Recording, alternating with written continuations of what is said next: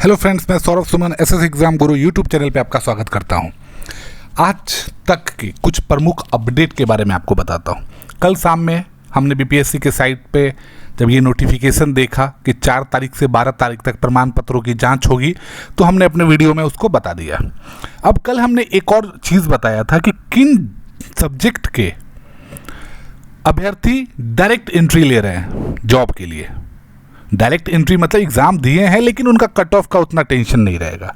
7 subject 9वीं से लेकर 12 तक, 9वीं 10वीं और 11वीं 12वीं, इसके 7 सब्जेक्ट को छोड़ के गणित, जीव विज्ञान, अंग्रेजी, हिंदी, संस्कृत जैसे विषयों पे जो अभ्यर्थी एग्ज़ाम दिए हैं उनका चयन हो गया है। एक तरह से आप इसकी संभावना रख लीजिए।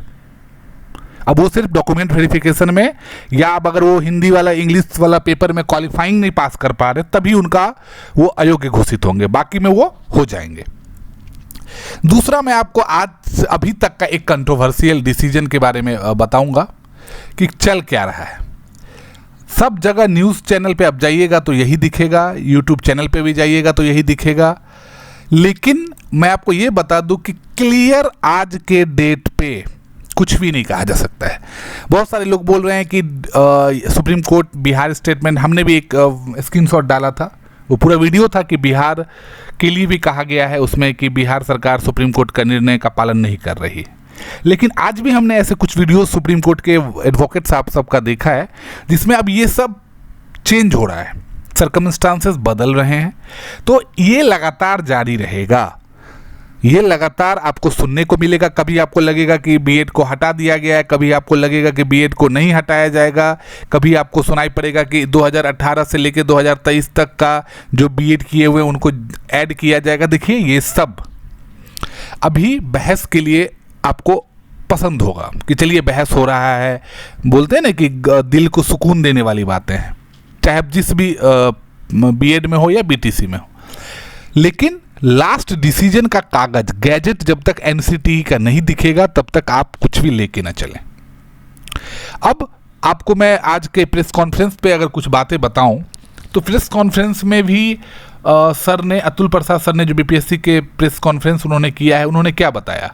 उन्होंने यही बताया कि सुप्रीम कोर्ट के आगे तो जा नहीं सकते हैं। तो वो नहीं भी बताएंगे तब भी आपको ये मान के चलना पड़ेगा कि सुप्रीम कोर्ट के आगे कोई नहीं जा सकता। एक ही चीज़ है, वो है अध्यादेश। तो आपको क्या लगता है कि आप कोई भी सरकार आपके लिए अध्यादेश लेके आएगी? मैं तो और राजनीतिक रूप से आपको ये कहना चाहता हूं कि ये सब संभव नहीं है। अध्यादेश जो डिसीजन होगा एनसीटी उसमें तोड़ मरोड़ करके डिसीजन देगी, सुप्रीम कोर्ट के निर्णय में वही लास्ट होगा। एक जरूरी और चीज़ था, तो ये जितना लेट होगा प्राइमरी वाला रिजल्ट उतना ही लेट होगा, ये बात आप मान को चलो। फिर भी उन्होंने बोला है चेयरमैन साहब ने कि 20-25 से वो भी डॉक्यूमेंट वेरिफिकेशन शुरू होगा। अब जो बीपीएससी टीआरई अभी वाला जो शिक्षक भर्ती है उसके आवेदन के समय बहुत सारे लोगों ने गलती कर दिए थे। जैसे कास्ट कैटेगरी में उनका डॉक्यूमेंट सबमिट कुछ और था लेकिन गलती से कुछ और टिक लग गया। तो वो सब के लिए 1 तारीख से 3 तारीख तक, मतलब 1 सितंबर से 3 सितंबर तक उनको समय दिया जाएगा कि वो कुछ एडिट कर लें, अपनी गलती को सुधार लें। लेकिन आप उसमें कोई डॉक्यूमेंट अटैच नहीं कर सकते। जैसे कि आप मान लीजिए आपके पास ईडब्ल्यूएस का आज आया तो आप उसमें ऐड करके अपने आप को ईडब्ल्यूएस कर लीजिएगा। आप अपने आप को, आपके पास जो डॉक्यूमेंट नहीं था लेकिन बाद में आप वो ऐड कर लेंगे, वो संभव नहीं है। डॉक्यूमेंट सिर्फ एक ही टाइप का ऐड होगा, वो होगा कि जैसे जिनका अपीयरिंग था उनका अगर रिजल्ट आ गया है, चाहे वो बीएड का हो या डीएलएड का हो या सीटेट का हो, जो आया नहीं है लेकिन मैं बता रहा हूं, तो वो अपना एडमिट कार्ड के जगह पे अब मार्कशीट अपलोड कर सकते हैं। बाकी किसी भी तरीके का डॉक्यूमेंट अटैच नहीं होगा, आप अपने इंफॉर्मेशन को एडिट कर सकते हैं। तो ये जानकारी थी। बाकी डॉक्यूमेंट वेरिफिकेशन आपके जिला मुख्यालय में होगा।